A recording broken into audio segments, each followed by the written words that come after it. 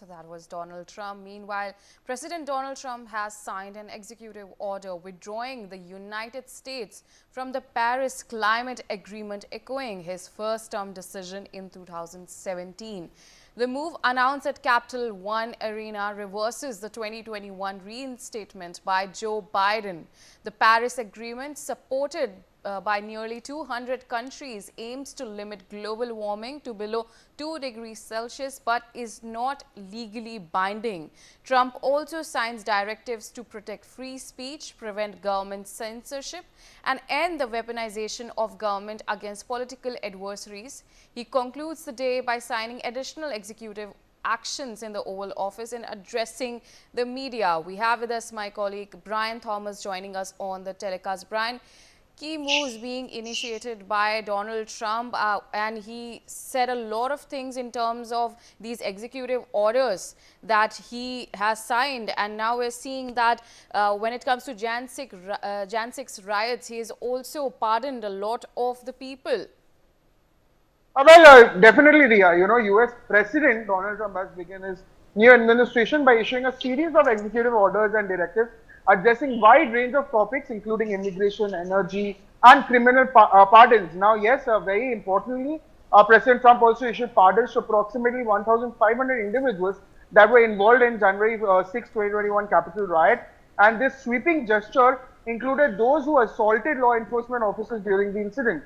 And now even Trump also declared illegal immigration at the US-Mexico border, a national emergency, labeled criminal cartels as terrorist organization, and moved to end automatic citizenship to children born to undocumented immigrants in the US, and also signed an order suspending the US refugee resettlement program for 4 months, though the detailed text of these directives was not immediately available. Even speaking at a rally, he also revoked 78 executive actions from the Biden administration that was covering policies from COVID-19 relief to clean energy initiatives, and also emphasized plans to undo what he described as a destructive and radical measures, including those promoting equal opportunities for Hispanic and Black Americans.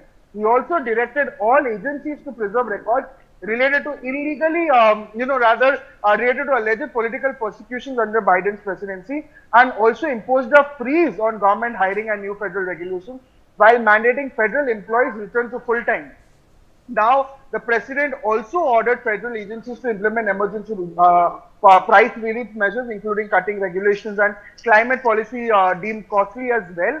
And very importantly, he also announced the US's withdrawal from the Paris Climate Agreement and lifted a ban on oil drilling across 16 million acres in the Arctic, and declared a national energy emergency, which is pledging to replenish strategic oil reserves and increase energy exports as well. And also the administration moved to halt federal support for wind farms and electric vehicles as well. And also, while no immediate tariffs were announced, he signed and signaled plans to re-examine China's adherence to the 2020 Phase 1 trade deal, which required Beijing to boost US exports by $200 billion. And even an order was also issued directing the Attorney General to investigate alleged government misconduct under Biden administration, including at the Justice and Securities and Exchange Commission as well. Now, Trump also initiated actions to dismantle diversity, equity, and exclusion programs, declaring the federal government would recognize only 2 genders, that is male and female, stating they cannot be altered, and also vowed to end transgender rights in the military and schools through executive orders. And as Trump begins his term, these sweeping measures reflect his administration's priority, and also very importantly signal significant policy shifts on multiple fronts that we are seeing right now. Yes, we are. Brian, stay with us. We have more breaking news coming in. Trump